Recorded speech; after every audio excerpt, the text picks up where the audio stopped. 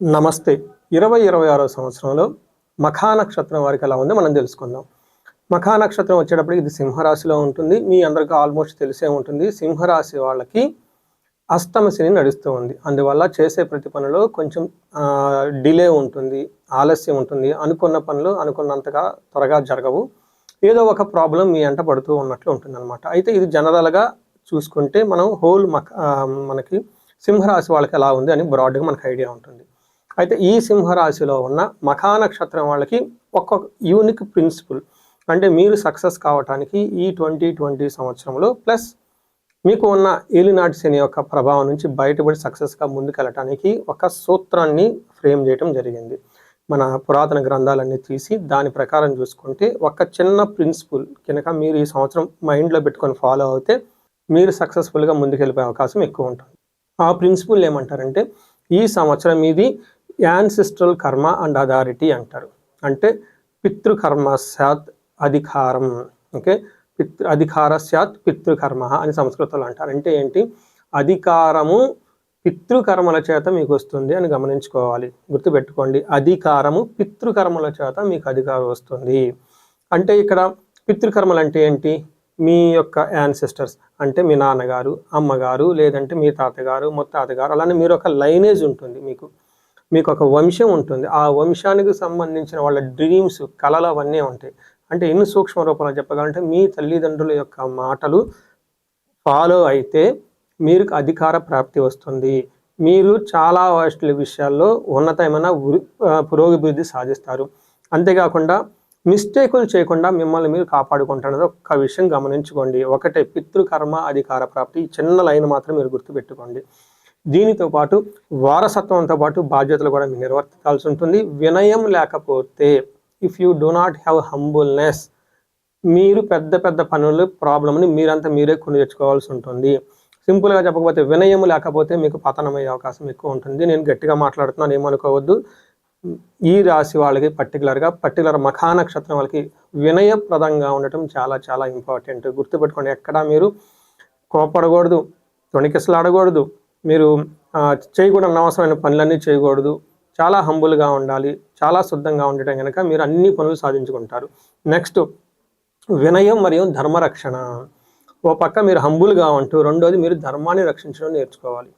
ఏ ధర్మాన్ని రక్షించుకోవాలి? మీ వృత్తిలో ఉన్నప్పుడు ఉద్యోగానికి సంబంధించిన ప్రతి పనిని చక్కగా మీ కంపెనీ ప్రోటోకాల్ ప్రకారం, వాళ్ళు డూస్ అండ్ డోంట్స్ గైడ్లైన్స్ ప్రకారం చేసుకుంటూ ఉద్యోగాన్ని చేసుకోవాలి. అలానే మనకి సంసారానికి సంబంధించిన మనకి శాస్త్రాల్లో ఏం చెప్పారు, ఇంద్రియ నిగ్రహంతో పెట్టుకొని ఒక ప్రేమపూరితమైన బాధ్యతగా ధర్మంగా మీ పని మీరు చేసుకుంటూ పోతూ పెద్దవాళ్ళు చెప్పిన మాటలు వింటూ ఉంటే మీకు ఈ సంవత్సరంలో అన్ని సమస్యల నుంచి బయటపడేసి సుఖంగా ముందుకెళ్ళే అవకాశం ఉంది.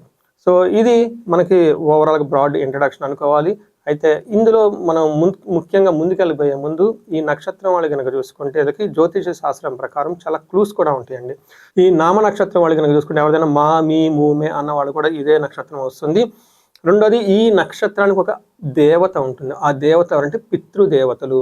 సో పితృదేవతలు కనుక మనకి ఆశీర్వాదాలు ఉంటే సంపదలు వస్తాయి, పిల్లలను పోషించుకోగల సామర్థ్యం వస్తుంది, వంశం నిలబడుతూ ఉంటుంది. ఇది బాగా గుర్తుపెట్టుకోండి. చాలామంది ఫీజులు కట్టడానికి కూడా ఇబ్బంది పడిపోతూ ఉంటారు. అయ్యో, స్కూల్ ఫీజులు కట్టాలి, పిల్లల భవిష్యత్తు ఏంటి, వాళ్ళ పెళ్ళిళ్ళు ఏంటి, వాళ్ళు సరైన పెళ్ళి లేదంటే చదువుల్లో ఇబ్బంది పడుతూ, వైవాహిక జీవితంలో ఇబ్బంది పడుతూ ఉంటే పితృదేవతల యొక్క ప్రాబ్లం ఉంది, మీరు నెగ్లెక్ట్ చేశారని గమనించుకోవాలి. ఇది ఈ సంవత్సరం మీరు ఇవన్నీ చేసుకోవాల్సిన అవకాశం ఎంతైనా ఉంది. నెక్స్ట్, ఈ నక్షత్రానికి దేవతలు పితృదేవతలు. అయితే ఈ నక్షత్రానికి ఒక శక్తి ఉంటుందండి.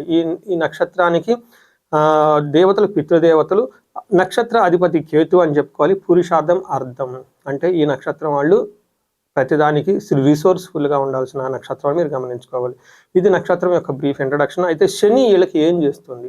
మెయిన్ మనకి శని గ్రహం చూసుకుంటే వీళ్ళకి బాధ్యతలు, కర్తవ్యాన్ని బలంగా ముందుకు తీసుకురావాల్సిన అవసరం ఉంటుంది. అంటే ఈ సంవత్సరం శని వల్ల మీకు చాలా బాధ్యతాయుతంగా, చాలా రెస్పాన్సిబుల్గా ఏదైనా వర్క్ చేయాలనుకున్నప్పుడు చాలా చక్కగా చేసుకుంటూ పోవటం అవసరం అంటే ఎంతైనా ఉంటుంది.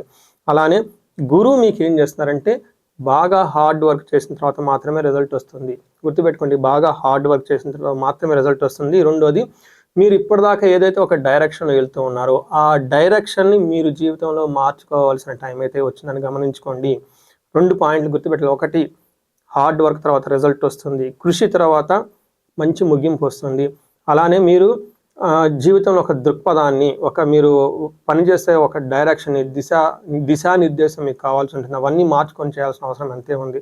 ఇంకొక విషయంలో మీకు లాభం ఉంటుంది ఖచ్చితంగా. అయితే ఈ లాభంతో మీకు అహంకారానికి ఎక్కువగా ఉండకూడదు, దూరంగా ఉండాలి. మీకు కొన్ని విషయాల్లో టూ మచ్ ఏమంటారు, నాది కాదు అన్నట్టు బాధ్యత లేకుండా అవకాశం కూడా ఎక్కువగా ఉంటుంది. ఇది మనం బ్రీఫ్గా నక్షత్రం. అయితే ఈ నక్షత్రం వాళ్ళకి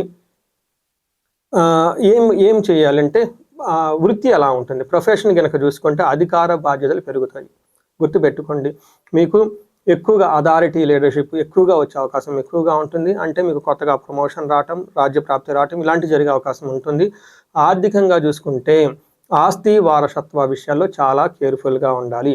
అంటే మీకు ఫైనాన్స్, ప్రాపర్టీ, పితృదేవతల నుంచి వచ్చిన ఆస్తులు, ఇన్హెరిటెడ్ మ్యాటర్స్ ఏమైనా ఉంటే వాటిలో జాగ్రత్తగా ఎక్కువగా ఫోకస్గా ఉండాల్సిన అవసరం ఎక్కువగా ఉంటుంది. వివాహం విషయంలో ఈగోకి వెళ్ళకూడదు, అహంకారంగా ఉండకూడదు, చాలా పేషెన్సీగా భార్యాభర్తలు ఉండాలి. అయితే ఆ హెల్త్ కనుక చూసుకుంటే కొంచెము బ్లడ్ రిలేటెడ్ అంటే బీపీ కానీ వచ్చే అవకాశం ఎక్కువగా ఉంటుంది. హార్ట్ డిసీజెస్ ఎవరికైనా ఉంటే కొంచెం జాగ్రత్తగా చాలా ముఖ్యం వీళ్ళకి. సో ఇప్పుడు మనం పాదాల వైపు చూసుకుందాం. ఫస్ట్ పాదం కనుక చూసుకుంటే వీళ్ళకి పితృకర్మ ప్రభావం చాలా ఎక్కువగా ఉంటుంది. అంటే మీ పెద్దవాళ్ళకి మీరు చేసిన ప్రామిసెస్లు, వాళ్ళ విషయంలో మీరు చేయాల్సిన బాధ్యత చాలా ఎక్కువగా ఉంటుంది. రెండో పాదం వాళ్ళు కనుక చూసుకుంటే అధికార భావన. అంటే మీకు ఒక అధికారం కావాలని ఒక తపన ఎక్కువగా ఉంటుంది, దాని గురించి ఎక్కువ పనిచేస్తూ ఉంటారు. మూడో పాదం వాళ్ళు సోషల్ స్టేటస్, సమాజంలో ఉన్నతంగా ఉండాలి, ఒక పెళ్లి చేయాలి, ఒక ప్రమోషన్ రావాలి, ఒక ఉన్నతంగా ఎదగాలని ఒక ఫీలింగ్స్ ఎక్కువగా ఉంటారు. నాలుగో పాదం వాళ్ళు స్పిరిచువల్ డిటాచ్మెంట్ అంటారు. అంటే ఆధ్యాత్మికంగా ఉండేసి ఒక విరక్తి భావంతో ఉండే అవకాశం ఎక్కువగా ఉంటుంది. పాదం వైజు మఖా నక్షత్రం వాళ్ళు ఎలా ఉంటారో మనం తెలుసుకుంటాం. అయితే ఈ నక్షత్రం వాళ్ళకి కొన్ని రెమెడీస్ కనుక ఫాలో అయితే చాలా బాగుంటుంది. అందులో ఫస్ట్ రెమెడీ ఏంటంటే పితృతర్పణం. పితృదేవతలకు మీరు ఖచ్చితంగా తర్పణాలు చేయటం, శ్రద్ధా కార్యక్రమాలు చేయటం చాలా చాలా ఇంపార్టెంట్. రెండోది, కేతు గ్రహానికి శాంతి పూజలు చేయించుకోండి. మంగళవారం రోజున నియమంగా ఈ నక్షత్రం వాళ్ళు ఎక్కువగా ఉండాలి. ఆహారం లేదా నల్ల నువ్వులు లాంటివి దానం చేస్తూ ఉండాలి. అహంకారము, రెండోది అవమానించటాన్ని, వేరే వాళ్ళ దగ్గర మీరు అవమానించడం అనేది చాలా కేర్ఫుల్గా పెట్టుకోవాలి. సో చూసారు కదండి, ఇదంతా మీకు 2026 సంవత్సరంలో ఈ మఖా నక్షత్రం వాళ్ళకి ఎలా ఉందో మనం తెలుసుకున్నాం. మెయిన్గా పితృకర్మల ద్వారా మీకు అధికార ప్రాప్తి వచ్చే అవకాశం ఎక్కువగా ఉంటుంది. సో ఇవి కాకుండా మీకు ఇండివిజువల్గా ఏదైనా మీ జాబ్లో ఎక్కడైనా కనుక ప్రాబ్లమ్స్ ఫేస్ చేస్తున్నా, లైఫ్లో మీ సరౌండింగ్లో ఎక్కడైనా మీకు ఇబ్బందికరమైన పరిస్థితి వచ్చినా ఒక్కసారి ఈ స్క్రీన్ మీద కనిపిస్తున్న నెంబర్ ద్వారా కనెక్ట్ అవ్వండి. తద్వారా కావాల్సిన పరిహార రెమెడీస్ అన్ని డిస్కస్ చేసుకొని వాటి చేసుకోవడం చాలా ఇంపార్టెంట్. ముఖ్యంగా ఆర్థికంగా ఎవరైనా కనుక తక్కువగా ఉంటే, సరిగా అనుకూలంగా లేకపోతే స్వర్ణలక్ష్మి విశేష హోమం చేయించుకోండి. ధనం 10 రెట్లు వృద్ధి చెందుతుంది. కుబేర పాశుపత అభిషేకము, ఇంకా మీకు శత్రు బాధలు ఎవరైనా ఉంటే కనుక చండీ హోమము, చండీ పారాయణం ఇలాంటివి చేస్తూ ఉంటే చక్కగా ఉంటుంది. ఈ నక్షత్రం వాళ్ళంతా అష్టైశ్వర్యాలు కలగాలని, భోగభాగ్యాలు కలగాలని చెప్పేసి నేను కోరుకుంటున్నాను. నమస్తే.